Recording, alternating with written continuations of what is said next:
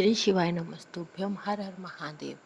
आप सबको पता है आज गुरुवार है और गुरुवार को गाय को खाना खिलाने का, रोटी वगैरह सारा कुछ खिलाने का बहुत महत्व होता है। आप लोगों के यहाँ भी होता होगा। तो आज मैं पूज्य गुरुदेव जी की कथा सुनकर बहुत ही अच्छा उपाय आप लोगों के लिए लेकर आई हूँ।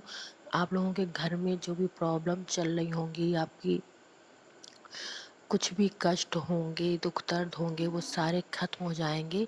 बस आज के दिन गौ माता को यह छोटी सी चीज़ खिला दीजिएगा। ये तो आप लोग जानते ही होंगे कि किसी को भी, गाय को या फिर गरीब को अनाज खिलाने का बहुत महत्व होता है। तो आपको गुरुवार के दिन गाय को अनाज ही खिलाना है और दाल खिलानी है। कौन सी दाल खिलानी है? ना अरहर की खिलानी, ना मसूर की खिलानी। कोई भी अपने मन से मत खिलाजिएगा। आप लोगों को गाय को खिलानी है चने की दाल। चने की दाल ले लीजिएगा 1 कटोरी भर। आप लोगों ने 1 कटोरी चने की दाल ले ली। साबित हो सकती है, वैसी हो सकती है, ठीक है। उसके बाद आपको ले लेना है 1 गुड़ का टुकड़ा। बड़ा सा गुड़ का टुकड़ा ले लीजिएगा, छोटा सा नहीं लीजिएगा क्योंकि गाय माता बड़ी होती है ना। उसके बाद ले लिया आपने गुड़ का टुकड़ा। और आप लोगों को गाय माता को बहुत ही सच्चे मन से अपने मन में परेशानियां जो चल रही हैं उन सबको बोलते हुए बहुत ही सच्चे मन से खिला देनी है। वह आपको चाहे गाय माता मिल जाए, चाहे नंदी जी मिल जाए, आप लोग किसी को भी खिला दीजिएगा। लेकिन चने की दाल के ऊपर ही गुड़ रख के खिलाना है, ठीक है। आपके घर पे कोई आती हो गाय, या आपके मंदिर के इधर उधर कहीं गौशाला हो, नंदी जी मिल जाते हो, किसी को भी आप ये चने की दाल और गुड़ खिला दीजिएगा। और शास्त्रों में भी लिखा हुआ है गौ माता को खिलाने से इतना ज़्यादा पुण्य मिलता है कि आपकी 7 पीढ़ियाँ तर जाती हैं उस चीज़ से। तो गौ माता को खिलाने में कभी भी कंजूसी नहीं करनी चाहिए। तो आप लोग किसी भी पंडित से ये बात पूछ सकते हैं कि गुरुवार के दिन अगर हम लोग चने की दाल में गुड़ रखकर किसी गाय को खिलाते हैं तो उससे क्या महत्व मिलता है, वह आपको बहुत अच्छे से बता। आप लोगों को कभी भी कोई परेशानी नहीं होने वाली है। बस 7 गुरुवार आप यह उपाय करके देख लीजिए।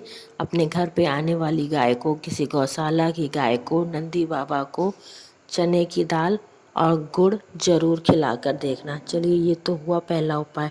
अब बात करते हैं दूसरे उपाय की। दूसरा उपाय स्पेशली है धन के लिए।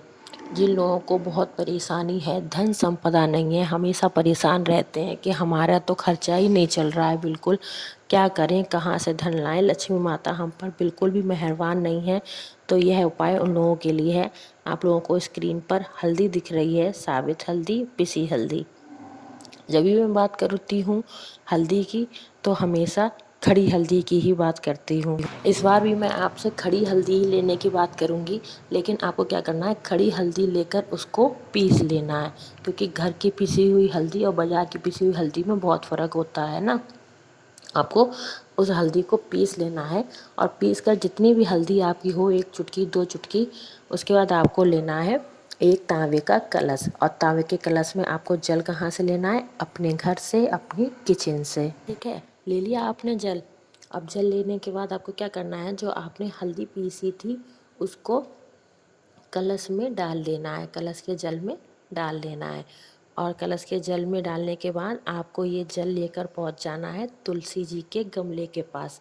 10 बजे से पहले आप जब भी स्नान करते हैं, आप इस जल को तुलसी जी के गमले में श्री हरि विष्णु के नाम से, गुरुदेव के नाम से समर्पित कर दीजिए। विष्णु जी, लक्ष्मी जी हमेशा आपसे प्रसन्न रहेंगी। और जल भी आपको इतना नहीं करना है कि तुलसी जी का गमला एकदम भर जाए, सड़ जाए। थोड़ा सा जल, आधा लोटा तक जल आपको लेके तुलसी जी में समर्पित कर देना है। गुरुवार के दिन पीली चीज़ों का वैसे भी महत्व होता है। तो इस उपाय से आपके ऊपर विष्णु लक्ष्मी जी मेहरबान होंगे और आपके घर में कभी भी धन की कमी, धन की प्रॉब्लम नहीं आएगी। चलिए, अब बात करते हैं अगले उपाय की। आपको धतूरा दिख रहा होगा। धतूरे से बीमारियों के लिए बहुत ही अच्छा, बहुत ही छोटा सा उपाय है, वह सुनिए आप। गुरुवार के दिन आप लोगों को क्या करना है, धतूरा लेना है। और जो हल्दी आपको बताई थी, आपने जो हल्दी अभी पीसी है उस हल्दी को ले लेना है। और धतूरे में हल्दी को इतना लगाना है, मतलब कि धतूरा पूरा पीला हो जाए, उसमें बिल्कुल भी हरा हरा पार्ट नहीं दिखना चाहिए। धतूरे में हल्दी को लगा के आप लोगों को पहुंच जाना है भोले बाबा की शिवलिंग के पास। अब भोले बाबा के पास पहुंच के आप लोगों को उसी हिसाब से खड़े हो जाना। आपको अपना फेस रखना है उत्तर दिशा की तरफ, जिस तरफ से जल बहकर नीचे जाता है, ठीक है। और जिस इंसान को बहुत रोग परेशानी बीमारी है, उसका नाम लेकर, उसका गोत्र बोलकर आपको ये हल्दी में लगा हुआ धतूरा जो आप घर से लेकर आए हैं उसको भोले बाबा पर समर्पित कर देना है। धतूरे की डंडी होगी अशोक सुंदरी माता की तरफ और जो कांटे वाला पार्ट है वो होगा आपकी तरफ। इस तरह से आपको समर्पित कर देना है।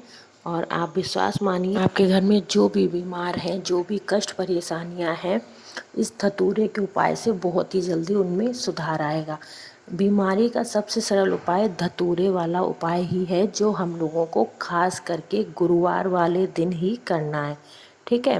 तो चलिए बात करते हैं अपने अगले उपाय की। अगला उपाय भी बीमारी के लिए ही है और यह भी बहुत ही सरल है। बस आपके घर के पास बेलपत्र होना चाहिए, बेलपत्र का पेड़ होना चाहिए। आप लोगों को ले लेनी है थोड़ी सी हल्दी और थोड़ा सा कुमकुम और लेकर चली जानी है दोनों चीज़ें बेलपत्र के पेड़ के पास। वहाँ पर जाके आपको क्या करना है, बेलपत्री के पेड़ के नीचे बैठ जाए और जड़ की मिट्टी में बिल्कुल आपको बनाने हैं 2 स्वास्तिक। एक हल्दी से बनाना है और एक कुमकुम से बनाना है। 2 स्वास्तिक आप लोगों को बेलपत्री के पेड़ के जड़ में बना देने हैं, ठीक है। आप लोगों ने 2 स्वास्तिक बना दिए और दोनों स्वास्तिकों पर आपको जलाना है घी का दिया, और वो भी लंबी बाती का। बेलपत्री के पेड़ के नीचे हमेशा लंबी बाती का ही दिया जलाया जाता है। एक आपने हल्दी वाले कुमकुम के नीचे मतलब स्वास्तिक जला दिया और एक उसके हल्दी वाले स्वास्तिक के नीचे दिया जला दिया और एक कुमकुम वाले स्वास्तिक के नीचे दिया जला दिया।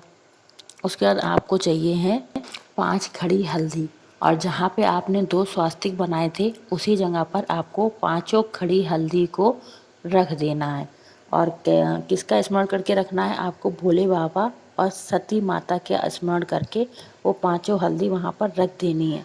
थोड़ी देर उस हल्दी के टुकड़े को वहाँ पर रखा रहने देना और भोले बाबा माता सती से अच्छे से यह मांग लेना कि भोले बाबा मेरे घर में बहुत परेशानी चल रही है, बहुत बीमारी चल रही है, उसके लिए आप इन हल्दी के टुकड़ों को औषधि बना दीजिए, ठीक है ना।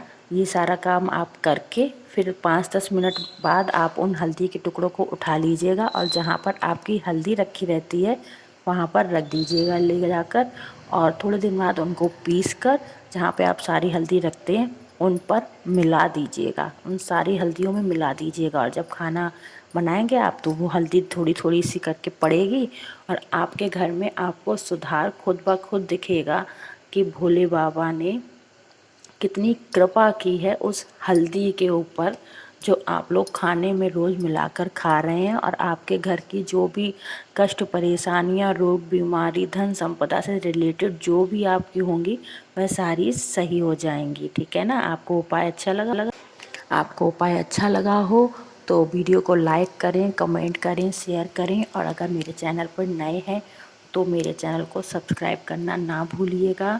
हर हर महादेव, श्री शिवाय नमस्तुभ्यम।